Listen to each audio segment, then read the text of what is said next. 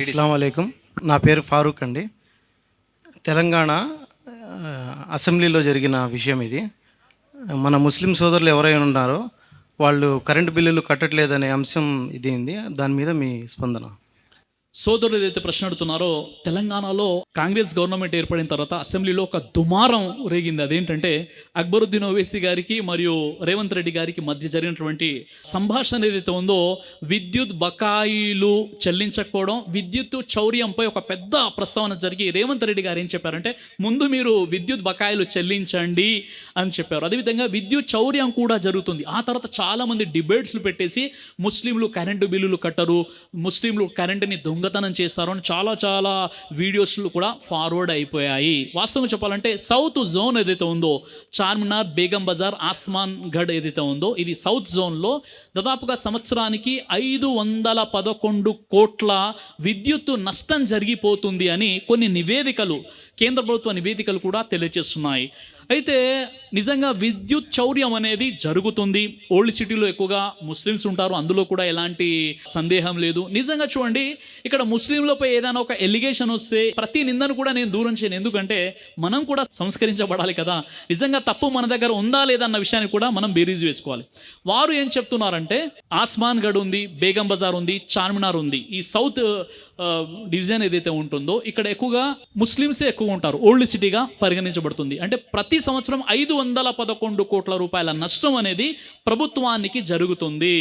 అయితే మరో విషయం గుర్తించాల్సిన విషయం ఏంటంటే, సెకండ్ ప్లేస్లో మెదక్, సిద్దిపేట, గజ్వేల్ ఉన్నాయి. ఈ మెదక్, సిద్దిపేట, గజ్వేల్లో ముస్లిమ్స్ ఉండరు కదా, ముస్లిమేతలు ఉంటారు. ముస్లింలు నామమాత్రంగా కొంతమంది ఉంటారు. మరి రెండో స్థానంలో ఉంది. మరి అక్కడ విద్యుత్ చౌర్యం ఎలా జరుగుతుంది, అక్కడ ముస్లిమ్స్ లేరు కదా అంటే, నివేదికలు చెప్తున్నటువంటి విషయం ఏంటంటే, ఎవరైతే ప్రభుత్వానికి పట్టుబడము అనేటటువంటి ఆలోచన ఉన్నటువంటి వారు విద్యుత్ చౌర్యానికి పాల్పడుతున్నాడు, ఇక్కడ ఒక వర్గం అని కాదు అని కూడా నివేదికలు చెప్పాయి. కాబట్టి ఒక విషయం ఇక్కడ మనం సంస్కరించబడాలి. ఆ విషయం ఏంటంటే, ఉర్దూలో ఒక సామెత ఉంటుంది, దిన్ తమాం అల్లా రాత్మే మీటర్ ఖుల్లా అని అంటారు. దీని అర్థం ఏంటి?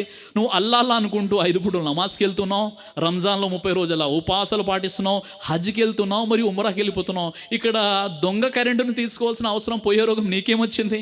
ఇది ఇస్లాంలో ఉందా? హరాం కదా. అంటే దొంగకు హస్తాలు ఖండించండి అని ఇస్లాంలో సూర్య మాయిదా 5:38 అల్లాహ్ సుబ్హానహు వ తఆలా తెలియజేస్తున్నాడు.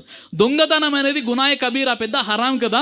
మరి అలాంటప్పుడు 5 పూటలు నమాజ్ చదువుతూ, ఖురాన్ తిలావత్ చేస్తూ, హజ్ ఉమ్రాలు చేస్తూ, మరి ఇక్కడ దొంగ కరెంటును తీసుకోవాల్సినటువంటి అవసరం ఏం ఏర్పడింది? దీనికి నిజంగా ఇస్లాం అనుమతిస్తుందంటే ఇస్లాం తీవ్రంగా ఖండిస్తుంది కదా. ఒక విషయం, యా అయ్యుహల్లదీన ఆమను లా తఖూలు అమ్వాలకుం బైనకుం బిల్ బాతిల్, ఓ విశ్వాసులారా, ఒకరి సొమ్మును మరొకరు అధర్మ పద్ధతిలో మీరు తినకండి అని అల్లాహ్ సుబ్హానహు వ తఆలా తెలియజేస్తున్నాడు. కాబట్టి ఒక విశ్వాసిగా, ఒక ముస్లింగా కరెంటుని దొంగతనం చేయకూడదు. ప్రభుత్వ కరెంటు అయినా ప్రైవేటు కరెంట్ అయినా మనం దొంగతనం చేయకూడదు. దొంగతనంగానే పరిగణించబడుతుంది. మనం ఒక సిటిజన్గా, ఒక భారత పౌరుడిగా, ఒక రాష్ట్రంలో మనం జీవితం గడుపుతున్నప్పుడు మన ద్వారా ప్రభుత్వానికి లాభం జరగాలి తప్ప నష్టం జరగకూడదు. ఈరోజు ముస్లింల ఆలోచన ఎలా ఉందంటే, ఫుగట్ కమాల్ ఫుప్పాకు ఫాతిహా అంటారు. ఇలాంటి పనులు మనం చేయకూడదు.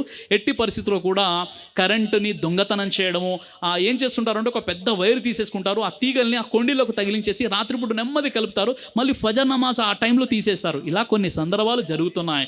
ఇలాంటి దొంగలు కూడా ఉన్నారు. కాబట్టి ఇలాంటి పనులు చేసి ముస్లిం సమాజానికి చెడ్డ పేరు తీసుకురాకండి. ఇస్లాం ఎట్టి పరిస్థితుల్లో కూడా దీనికి అనుమతించదు. ఉమర్ రదియల్లాహు అన్హు వారి కాలంలో ఏం జరిగింది, ఒక తల్లి తన కూతురు చెప్తుంది, అమ్మ ఉదయం తొందర నిద్ర మేలుకో, పాలల్లో నీళ్లు కలుపు అన్నప్పుడు ఉమర్ రదియల్లాహు అన్హు వారు గస్తీ చేస్తున్నారు. ఆ తల్లి తన కూతురుతో అంటుంది, పెందల కడనే నిద్ర మేలుకొని నువ్వు వెంటనే పాలల్లో నీళ్లు కలుపు అనగానే ఆ ఉమర్ రదియల్లాహు అన్హు వారు ఇక్కడ లేరు కదా అని అంటుంది. అప్పుడు ఉమర్ అయితే ఇక్కడ లేడము, కానీ అల్లా మాత్రం చూస్తున్నాడు కదా అని ఒక కూతురు తన తల్లితో అంటుంది. సుబ్హానల్లాహ్. ఇది విశ్వాసం. మనం ఇక్కడ దొంగ కరెంటు తీసుకున్నా ఏమవుతుంది? అల్లా దగ్గర సమాధానం చెప్పుకోవాలి. ఇది ఒక విశ్వాసం. కాబట్టి దొంగ కరెంటుని తీసుకోవడానికి ఇస్లాం ఎట్టి పరిస్థితుల్లో అనుమతించదు. మీ ప్రశ్నకు జవాబు దొరికిందని ఆశిస్తున్నాను. దైవ ప్రవక్త ముహమ్మద్ సల్లల్లాహు అలైహి వసల్లం వారు తెలియజేశారు, కడుపుకు సంబంధించినటువంటి అన్ని రకాల వ్యాధులకు అద్భుతమైనటువంటి ఔషధం తల్బీనా. ఇది దైవ ప్రవక్త వారి సున్నత్. మంచి ఆహారం, ఇమ్యూనిటీ బూస్టర్, ఇందులో షిఫా ఉంది. ఇది మంచి ఔషధంగా కూడా పనిచేస్తుంది. కాబట్టి పిల్లలు అయినా పెద్దలు అయినా ఎవరైనా దీనిని ఉపయోగించవచ్చు.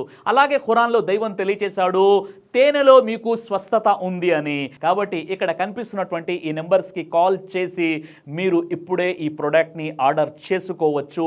కొరియర్ ఫెసిలిటీ కూడా ఉంది.